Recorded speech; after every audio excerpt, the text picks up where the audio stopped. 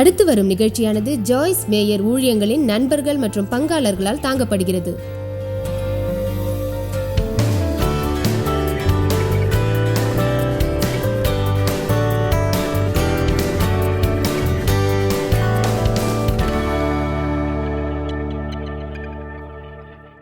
பிதாவே, உமது வார்த்தைக்காக நன்றி. இது எனக்கு அற்புதமானது. தேவனே, நாங்கள் சந்திக்கும் எல்லா பிரச்சனைகளுக்கும் ஒவ்வொன்றிற்கும் உமது வார்த்தையில் விடை உள்ளது. உள்ளபடியே சொல்லப்போனால், நீர் வழி நடத்தும்படியாக நாங்கள் இருந்தால் எங்களுக்கு மன அழுத்தம் வராது. இந்த வார இறுதியில் நீர் எங்களோடு பேச விரும்புகிறோம். எங்களுக்கான மாற்றத்தை அறிவிக்கவும் உமது கிருபையால் இயேசுவின் நாமத்தில் சமாதானமாக வாழவும் நாங்கள் விரும்புகிறோம். ஆமென். இந்த நூற்றாண்டின் ஒரு தொற்று நோய் மன அழுத்தம். இது பல லட்சம் டாலர் தொழிலை போன்றது. மன அழுத்தத்தை நிர்வகிக்கலாம், அதை போக்கலாம். ஒரு ஆலோசகர் மூலமாகவோ, மருந்துகளை உட்கொண்டோ, புத்தகங்களை படித்தோ, ஒரு கருத்தரங்கில் கலந்து கொண்டோ அதை நாம் சரி செய்யலாம். அதனால் ஏற்பட்ட பாதிப்புகளை நீங்கள் அறிவீர்கள். எனது ஆராதனை குழுவிடம் அது பற்றி போதிக்கப் போவதாக சொன்னேன். அவர்கள் சொன்னார்கள், அதை நாங்கள் ஆவலோடு எதிர்பார்க்கிறோம் என்று. நான் அதை பற்றி புரிந்து கொண்டது என்னவென்றால்,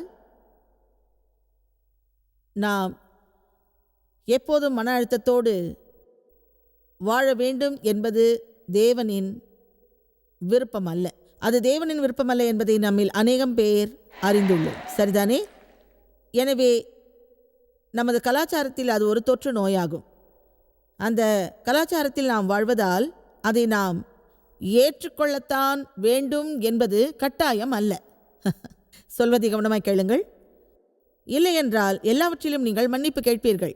ஏனென்றால் இன்றைய உலகம் அப்படித்தான் உள்ளது. ஆனால் அது உங்கள் உலகமாக இருக்க வேண்டிய ஒரு அவசியம் இல்லை.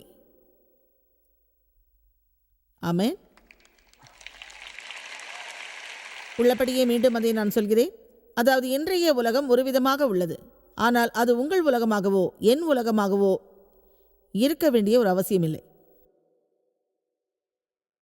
ஒரு விஷயம் சொல்கிறேன். உங்கள் வாழ்விலோ அல்லது என் வாழ்விலோ ஒரு மாற்றம் ஏற்பட வாய்ப்பிருந்தால் அதற்கு நாம் பொறுப்பு ஏற்க வேண்டும். ஆனால் தேவன் இல்லாமல் எதுவும் மாறாது என்று நான் சொல்லவில்லை. நாம் செய்ய வேண்டிய ஒரு காரியம், எல்லா சூழ்நிலையிலும் முதலில் நாம் தேவனிடம் செல்ல வேண்டும். ஆனால் தேவன் என்ன செய்வார், எதை செய்யும் ஆற்றலை நமக்கு தருவார் என்பதில் நாம் குழப்பமாக உள்ளோம் என்பது உண்மை. நாம் தேவனோடு இப்போது பங்கு வகிக்கிறோம். நாம் தேவனின் பங்குதாரர்கள். அநேக நேரங்களில் மக்கள் நினைக்கிறார்கள், நாம் எதுவுமே செய்யாமல் இருந்தாலும் நமது ஜெபத்தின் மூலம் தேவன் நமக்கு எல்லாம் செய்வார் என்று நினைக்கிறோம். அல்லது நாம் செய்யும் அற்ப விஷயங்களையே நாம் தொடர்ந்து செய்வோம். இப்போது நான் தேவனிடம் எதிர்பார்ப்பது என் வாழ்வில் நான் விதைத்ததற்கான அறுவடையை தர வேண்டும் என்பதுதான்.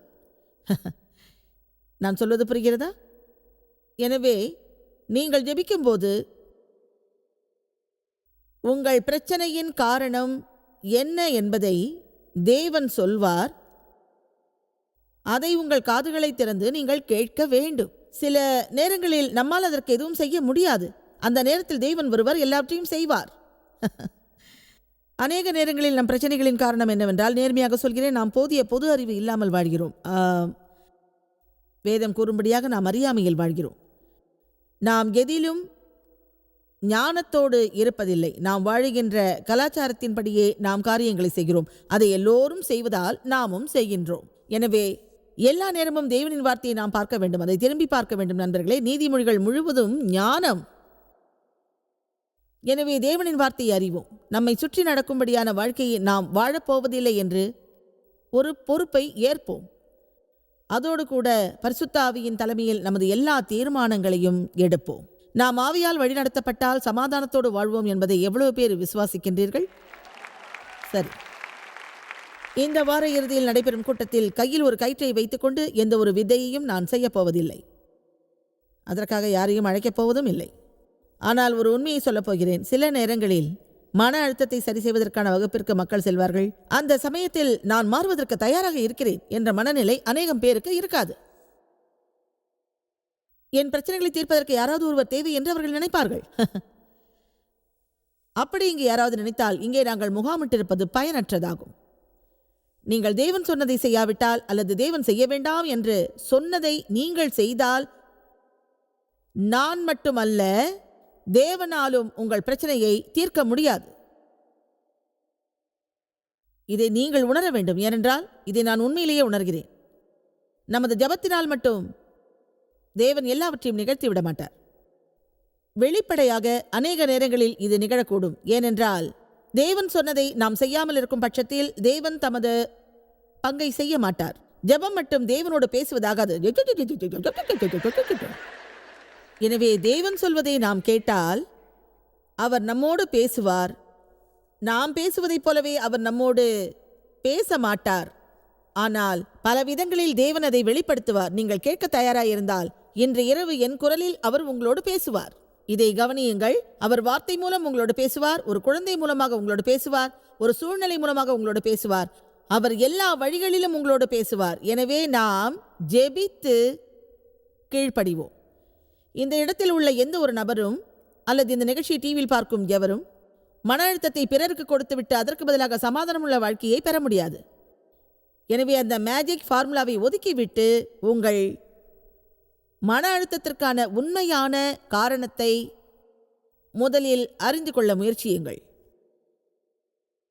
தேவனின் உதவியோடு அதை மாற்றுவதற்கான விருப்பத்தோடு நீங்கள் இருங்கள். அதை மீண்டும் மீண்டும் சொல்வேன். அவர் இல்லாமல் நாம் எதுவும் செய்ய முடியாது. எனவே அவரது ஆதரவு இல்லாமலேயே நமக்கு எல்லாம் நடக்கும் என்று நாம் நினைப்பது மிக தவறு. எனக்கு என்ன தெரியும், அது வேத வசனத்துக்கானதுன்னு நினைக்கிறீங்களா? நான் அப்படித்தான் நினைக்கிறேன்.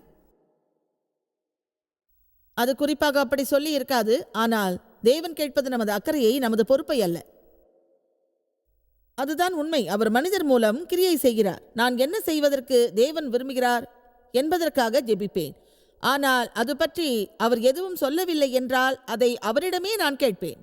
நாம் எதிலுமே மாறாமல் இருந்தால் நமது ஜெபத்தின் மூலம் தேவன் எல்லாவற்றையும் நமக்காக செய்ய மாட்டார் என்பதை நீங்கள் புரிந்து கொள்ள வேண்டும்.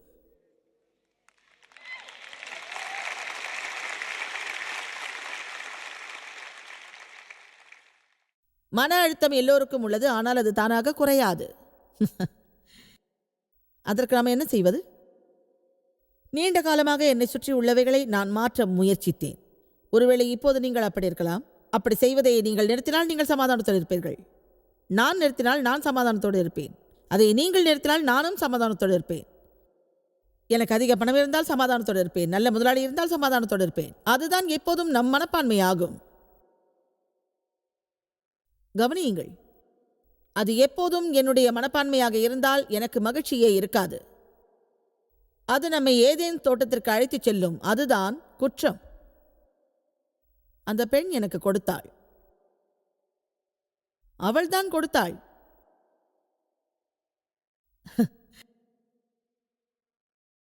மன்னிக்கவும், ஆண்கள் எப்போதும் வீட்டுத் தலைவனாக இருக்கவே விரும்புகிறார்கள்.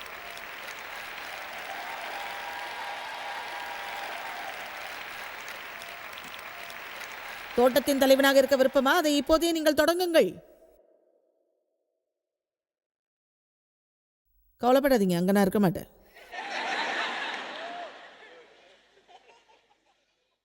அந்த கருத்தை நாம் அகற்றும் வரையில் உள்ளபடியே நாம் சொல்வோம், நாம் சமாதானத்தை விரும்பினாலும் அது நமக்கு கிடைக்காது. என் சூழ்நிலை மாறினால் நான் சமாதானத்தோடு இருப்பேன். உங்கள் சூழ்நிலை, நான் யாரையும் அதேரியப்படுத்த விரும்பவில்லை. உங்கள் சூழ்நிலைகள் மாறலாம், ஆனால் நீங்கள் மாறக்கூடாது.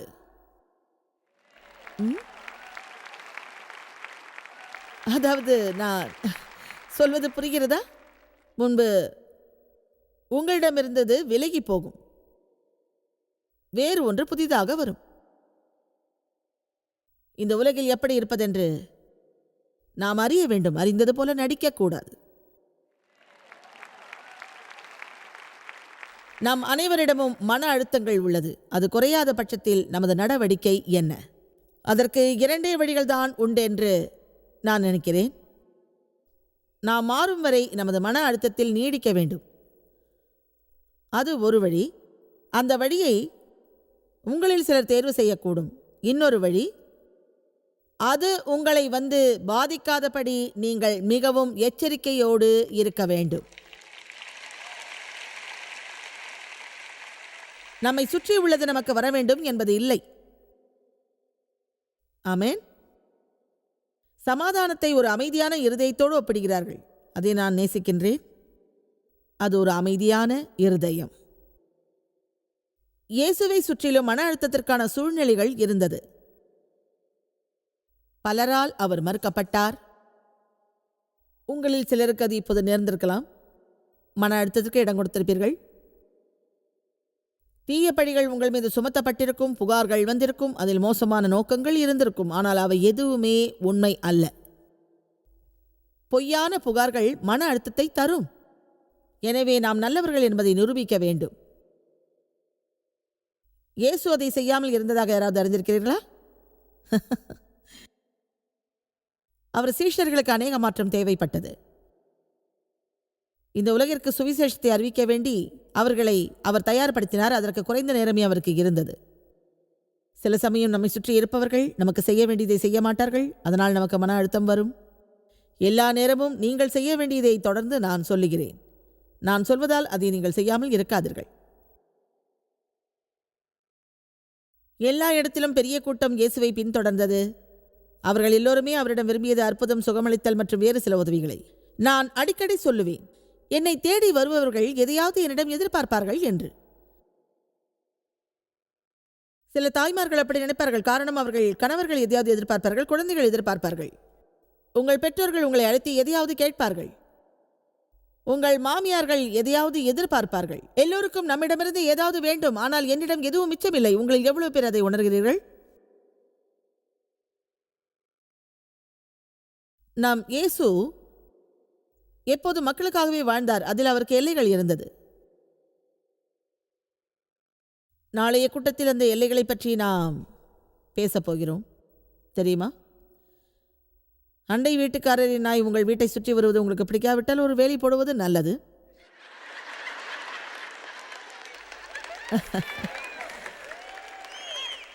ஆமென். எனவே நமது வாழ்வில் நம்மை சுற்றிலும் சில வேலிகளை போட்டுவிட்டு பிறரிடம் சொல்லுங்கள், இதுவரை நீங்கள் வரலாம், இதற்கு மேல் நீங்கள் வர முடியாது என்று.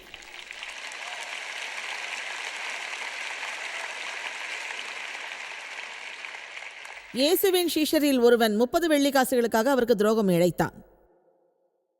அப்பொழுது, நீ இயேசுவின் சீஷரில் ஒருவன் தானே என்று ஒருவன் கேட்க, பேதுரு 3 முறை மறுதலித்தான். பேதுரு இயேசுவின் நல்ல நண்பன். இயேசு மனரீதியாகவும் உணர்வு ரீதியாகவும் தமக்கு வரப்போவதை கையாண்டார். சிலுவையில் தாம் அடையப்போகும் துயரங்கள் அவருக்கு நன்றாகவே தெரியும். வாவ்! அந்த நாள் ஒரு மன அழுத்தமான நாள். இருந்தாலும் அவர் தம் சீஷர்களுக்கு அறிவித்தார். யோவான் 14:27, சமாதானத்தை உங்களுக்கு வைத்துப் போகிறேன், என்னுடைய சமாதானத்தையே உங்களுக்கு கொடுக்கிறேன். உலகம் கொடுக்கிறபடியே நான் உங்களுக்கு கொடுக்கிறதில்லை. உங்கள் இருதயம் கலங்காமலும் அஞ்சாமலும் இருப்பதாக. நீங்கள் கொதிப்படையவும் கலங்கவும் இடம் கொடுக்காதீர்கள். அச்சப்படுவதற்கும் கோழையாக இருப்பதற்கும் துயரப்படுவதற்கும் இடம் கொடுக்காதீர்கள். இந்த ஒரு விஷயம் நான் சொல்லப்போகும் கருத்துக்கு நிரூபணமாக இருக்கும். நமது ஜெபத்தின் போது நம்மிடம் வருவதை தேவன் விரும்புகிறார். அவர் எப்போதும் நமக்கு உதவ தயாராக இருக்கிறார். நாம் செய்ய முடியாததை செய்யவும் அவர் தயாராக இருக்கிறார். அவர் அற்புதங்களை நிகழ்த்தும் தேவன். நேர்மையாக உங்களிடம் சொல்கிறேன், என் சமாதானத்துக்காக உள்ளபடியே எந்த ஒரு சூழ்நிலையிலும் ஜெபிக்க மாட்டேன். ஏனென்றால் ஏற்கனவே என்னிடம் சமாதானம் உள்ளது. அதை நான் பயன்படுத்துகிறேன். அவர் அப்படித்தானே சொன்னார், என் சமாதானத்தை உங்களுக்கு கொடுக்கின்றேன். நாம் புதிய பிறவி எடுத்தால் சமாதானத்தின் இளவரசர் நமக்குள்ளே வாழ்ந்திடுவார். அது நம் அடிமனதில் இருக்கும். ஒரு நீர்நிலையை பற்றி நினைத்து பாருங்கள். அந்த நீரின் மேல் ஒரு புயல் வரக்கூடும். உடனே அந்த நீர் கொப்பளிக்கும், அதில் அலைகள் உருவாகும், அதன் வெளிப்புறத்தில் அவை தோன்றும். ஆனால் அதன் கீழே உள்ள ஆழத்தில் அது அமைதியாக இருக்கும். எனவே தான் சமாதானம் அமைதியான ஒரு இருதயத்தோடு ஒப்பிடப்படுகிறது. நம்மை சுற்றிலும் எல்லா விஷயங்களும் நிகழும். ஆனால் நாம் தேவனோடு தொடர்பில் இருந்தால், அவரை பின்பற்றினால், அவரை சார்ந்து இருந்தால், அவரது சமாதானத்தை நாம் பெறலாம். அதற்காக அந்த சூழ்நிலையை நாம் நேசிக்க வேண்டியதில்லை. அது நம்மை புண்படுத்தாது என்று நான் சொல்லவில்லை. இருந்தாலும் அந்த விசேஷமான சமாதானத்தை நாம் பெற முடியும். உலகம் வழங்கும் சமாதானம் அதற்கான சூழ்நிலைகள் வரும்போது மட்டும் கிடைக்கும். ஆனால் இயேசு நமக்கு வழங்கியுள்ள சமாதானம் எல்லாவற்றையும் விட மிகவும் உன்னதமாகும். அவர் நமக்கு வழங்கும் சமாதானம் உண்மையிலேயே எந்த ஒரு காரணத்துக்காகவும் நமக்கு வழங்கப்படும் சமாதானம் அல்ல. அந்த சமாதானத்திற்கு காரணம் இல்லை. மற்றபடி வேறு வகையில் நாம் சமாதானத்தை பெற முடியாது. உங்களுக்கு சமாதானம் உள்ளதென்று பிறரிடம் சொல்வதற்கு நீங்கள் தயங்குவீர்கள். ஏனென்றால் நீங்கள் அதிகப்படியான மத உணர்வு உள்ளவர்கள் என்று அவர்கள் நினைப்பார்கள்.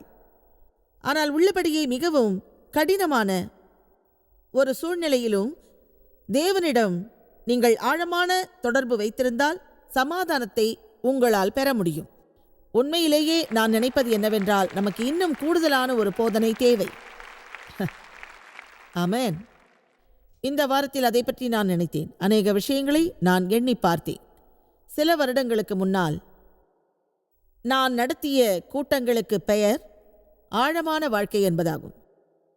இப்போது அது நமக்கு அவசியம் என்று நான் நினைக்கிறேன். லூக்கா அதிகாரம் 5 இயேசு சொன்னார், ஆழத்திலே தள்ளி கொண்டு போய் அதிகமான மீன்களை பிடியுங்கள் என்றார். எனவே நம்மை சுற்றி நடப்பதை பற்றி நாம் கவலைப்படாமல் நமது ஆழமான மனதின்படி வாழ வேண்டும். நமது ஆவியின்படி நாம் வாழ வேண்டும். அதுதான் சரியாக இருக்கும். அதை எப்படி செய்யறதுன்னு தெரியலையே. அது போதிங்க சகோதரியே. அது சரி. சமாதானத்தின் மதிப்பு என்ன தெரியுமா? நம்மிடம் உள்ள விஷயங்களில் சமாதானம்தான் மிகவும் மதிப்பானது. உள்ளபடியே அதை நீங்கள் உணரும் வரை உங்களுக்கு சமாதானம் கிடைக்காது. எனவே தேவனின் அன்பு எல்லாவற்றிலும் உயர்ந்தது. தேவனின் கிருபை அருமையானது. ஆனால் ஒரு உண்மை, அந்த சமாதானம் மிக மிக முக்கியமானது. உங்களிடம் ஒன்று கேட்கிறேன். நீங்கள் தினமும் காலையில் படுக்கையிலிருந்து எழுந்திருக்கும் போது குழப்பத்தோடு இருந்தால் என்ன பயன்?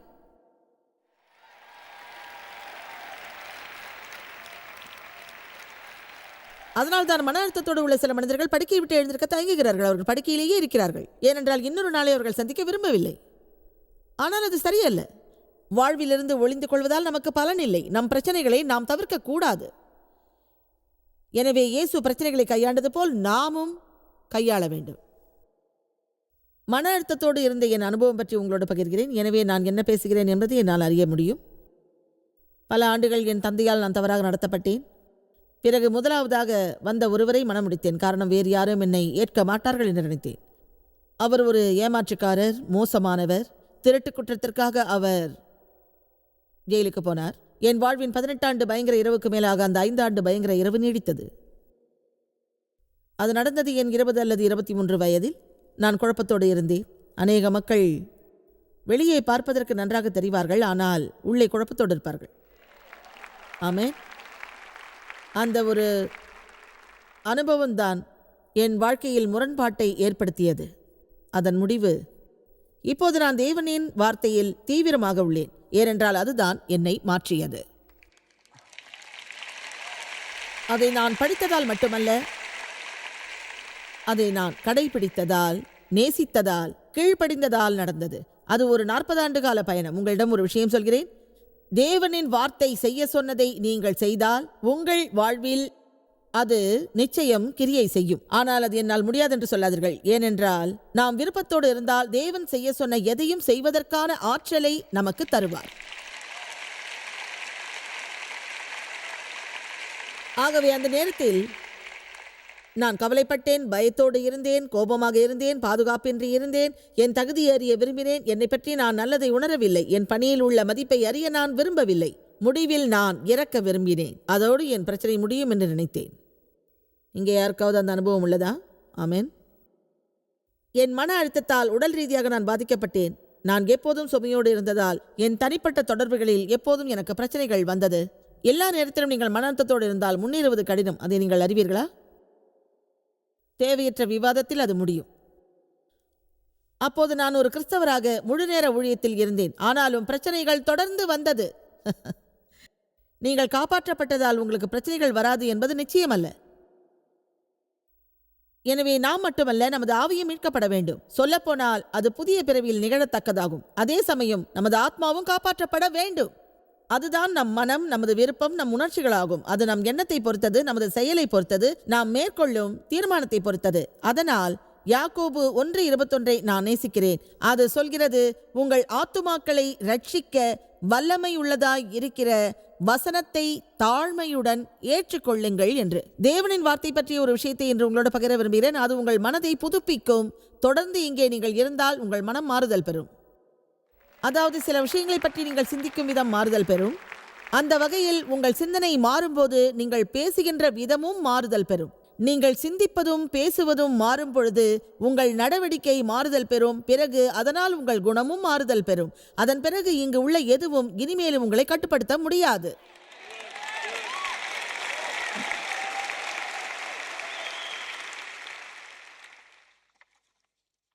பல ஆண்டுகளாக நான் துன்பங்களை அனுபவித்தேன். எது எப்படி இருந்தாலும் சமாதானத்தோடு இருப்பதென்று தீர்மானித்தேன். சற்று இடைவெளி விட்டு ஒரு உண்மையை சொல்கிறேன். எனக்கு தேவ் ஒரு மகத்தான எடுத்துக்காட்டாவார்.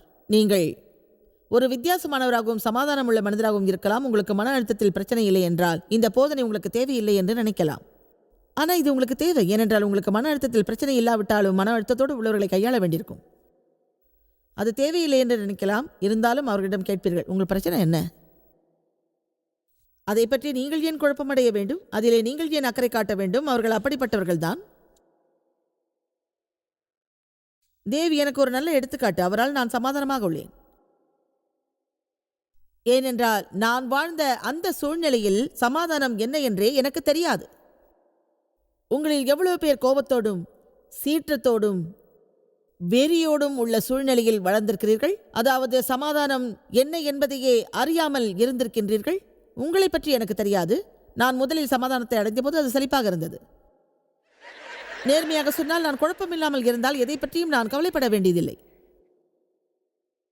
எதிலும் வெறுப்பாக இருக்க வேண்டிய அவசியம் இல்லை. என்னை பற்றி கவலைப்பட வேண்டியதில்லை. நான் வேடிக்கை காட்டுவதாக நீங்கள் நினைக்காதீர்கள். ஒரு முறை தூங்கியபடியே நான் நினைத்தேன், இது என்னடா வாழ்க்கை, ரொம்ப போரா இருக்கே.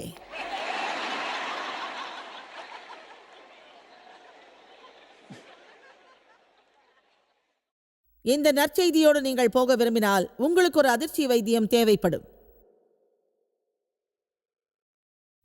தேவால் அதை தாங்க முடிந்தால் நானும் அதை தாங்குவேன்.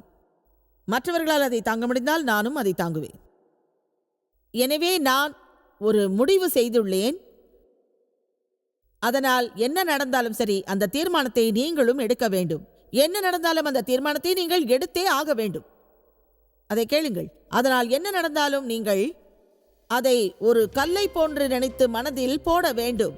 அதனால் என்ன நடந்தாலும் எனக்கு சமாதானம் இருக்கும் என்று உறுதியெடுங்கள்.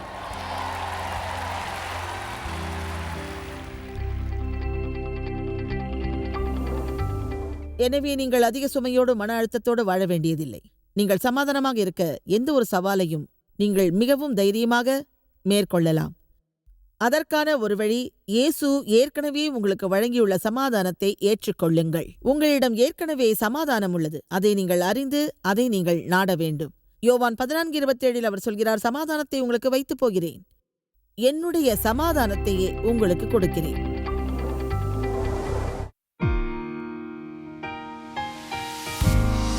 இந்த ஊழியத்தை உலகமெங்கும் சாத்தியமாக்கும் நண்பர்களுக்கும் பங்காளர்களுக்கும் எங்களது நன்றியையும் பாராட்டுகளையும் தெரிவிக்கிறோம்.